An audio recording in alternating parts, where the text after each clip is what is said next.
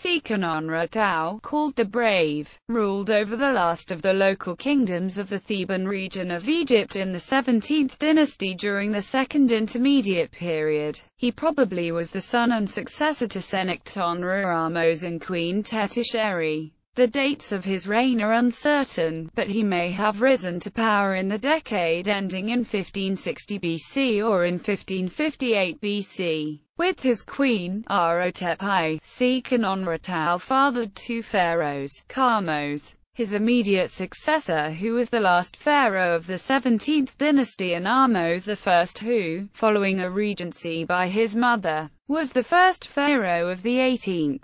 Seqenenre Tao is credited with starting the opening moves in the War of Liberation against the Hyksos, which was ended by his son Ahmose's reign. New Kingdom literary tradition states that Seqenenre Tao came into contact with his Hyksos contemporary in the north, Apepa or Apophis. The tradition took the form of a tale in which the Hyksos king Apepa sent a messenger to Seqenenre in Thebes to demand that the Theban hippopotamus pool be done away with, for the noise of these beasts was such that he was unable to sleep in faraway Avaris. Perhaps the only historical information that can be gleaned from the tale is that Egypt was a divided land, the area of direct Hyksos control being in the north, but the whole of Egypt paying tribute to the Hyksos kings. Seqenenre Tao participated in active diplomatic posturing, which went beyond simply exchanging insults with the Asiatic ruler in the north. He seems to have led military skirmishes against the Hyksos and, judging from the vicious head wound on his mummy in the Cairo Museum, may have died during one of them. His son and successor Wajheperek Ahmose, the last ruler of the 17th dynasty at Thebes,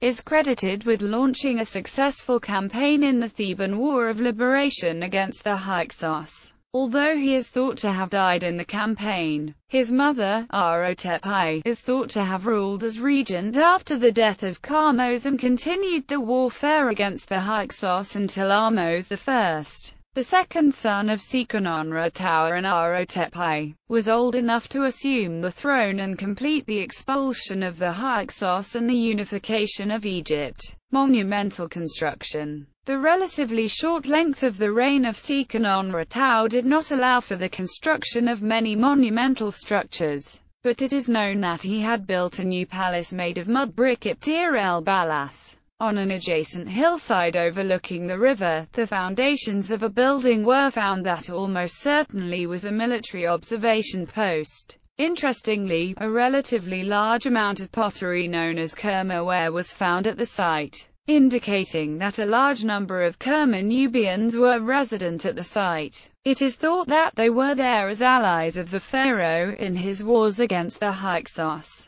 Mummy. Seqenenre's mummy was discovered in the Deir el-Bahari cache, revealed in 1881. He was interred along with those of later 18th and 19th dynasty leaders, Ahmose I, Amenhotep I, Thutmose I, Thutmose II, Thutmose III, Ramesses I, Seti I, Ramesses II, and Ramesses IX. The mummy was unwrapped by Gaston Maspero on June 9, 1886. A vivid description by Gaston Maspero provides an account of the injury that was done to the pharaoh at his death. The wound on his forehead was probably caused by a Hyksos axe and his neck wound was probably caused by a dagger while he was prone. There are no wounds on his arms or hands, which suggests he was not able to defend himself. Until 2009, the main hypotheses have been that he died either in a battle against the Hyksos or was killed while sleeping. A reconstruction of his